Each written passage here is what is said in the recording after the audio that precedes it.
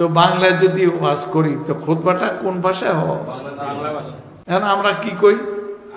আরবি ভাষায়। কোরআন কয় তোর জাতির ভাষায় খুতবা দে। এক শায়েখ বলেছে এখন থেকে বাংলায় জুমার খুতবা দিতে হবে। যে শায়েখ বলছে রাগ করবেন না, ইসলামী শরিয়া আইনে তাকে 10টা দোররা লাগাতে হবে। শেখ বিন বাজ কি ফতোয়া দিয়েছেন শুনেন। এমন কোন ভাষায় খুতবা দেয়া জায়েজ নয় যেই ভাষা জনগণ বুঝে না। এমন কোন, আপনি ফতোয়াটা আমার থেকে নিয়ে নিয়েন, শেখ হুসাইমিনের কোন কিতাবটা থাকলে আপনি দেখবেন ওইটার মধ্যে এমন কোন ভাষায় খুতবা জায়েজই নাই যেটা যাদের খুতবা দেয়া হচ্ছে তারা বুঝে না। দলিল কি? এটা তো তার মত দলিল কোরআন শরীফ থেকে নিছেন। আমাদের মৌলবীরা পড়েও না, খবরও রাখে না, মৌলবী হয়ে গেছে। তা কি কইছে শুনুন। ওমা আরসালনা মির রাসূলিন ইল্লা বিলিসানি কওমি, আমি কোন জাতির কাছে কোন গোষ্ঠীর কাছে নবী পাঠাই নাই, কেবলমাত্র ওই জাতি ওই গোষ্ঠীর ভাষাভাষী নবী পাঠাইছি। কি নবী পাঠাইছি? ওই ভাষী ওই গোষ্ঠীর যে ভাষা সেই ভাষার নবী পাঠাইছি। কেন পাঠাইছি?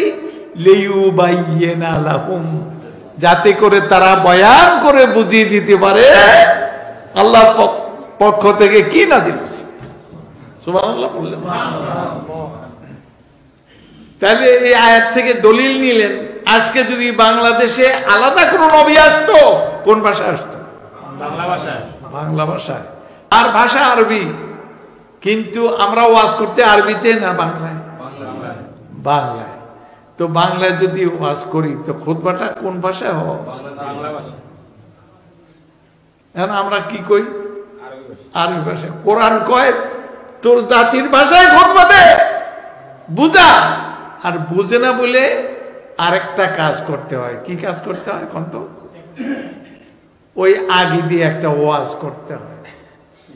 মৌলবীরা বসে আল্লাহ কান কয়টা দিছে, তা আপনি যে একটা বাড়াইলেন 3 কানওয়ালা, শুনেন বেশি আর কম শুনেন। আপনার বাড়িতে কেউ মাইয়া বিয়েও দিব না, কেউ মাইয়া নিব না, 3 কানুয়া।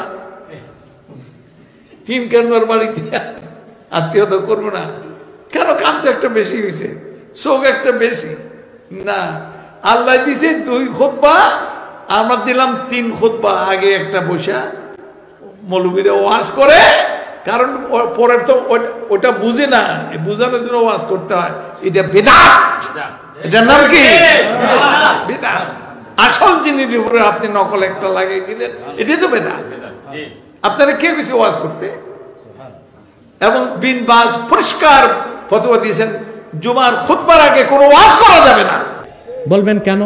আপনি কি বাড়াবাড়ি করছেন? না, আমি দলিল দিচ্ছি। প্রথম প্রশ্ন হচ্ছে যে জুমার খুতবা আরবিতে হবে না বাংলায় হবে? বুঝলেন? এই ফিতনাটা উপমহাদেশে সৃষ্টি করছে কে জানেন? আকরম খা। কে? আকরাম খা। আকরাম খা, তার সাথে দ্বন্দ্ব ছিল ডক্টর শহীদুল্লাহ। এই ফিতনাটা প্রথম শুরু করছিল ডক্টর শহীদুল্লাহ। সে প্রস্তাব করছিল যে এখন থেকে নামাজে আমরা বাংলায় তেলাওয়াত করব। কিভাবে?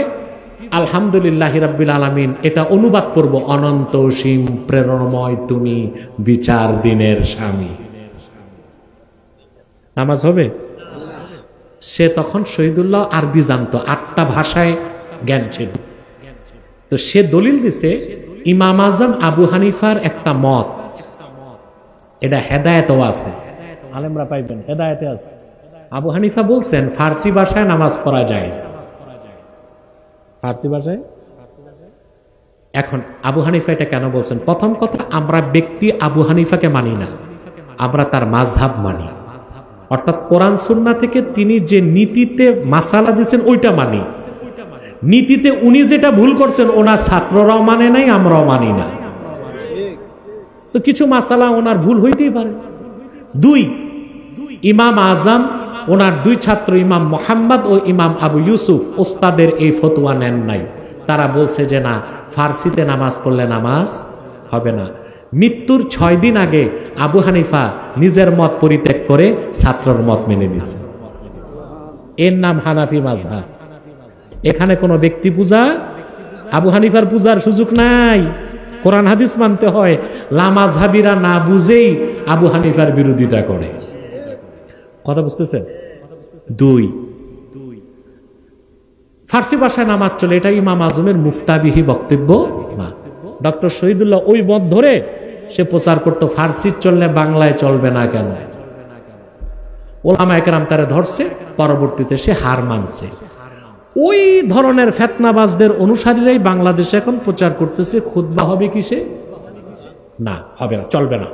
কারণ 1 নাম্বার দলিল, যোহর নামাজ কয় রাকাত ফরজ? জুমা কয় রাকাত? ওই 2 রাকাতের বদলায় খুতবা। এর জন্য আদব হচ্ছে ইমাম সাহেব খুতবা দেওয়ার আগে তার ওযু লাগবে।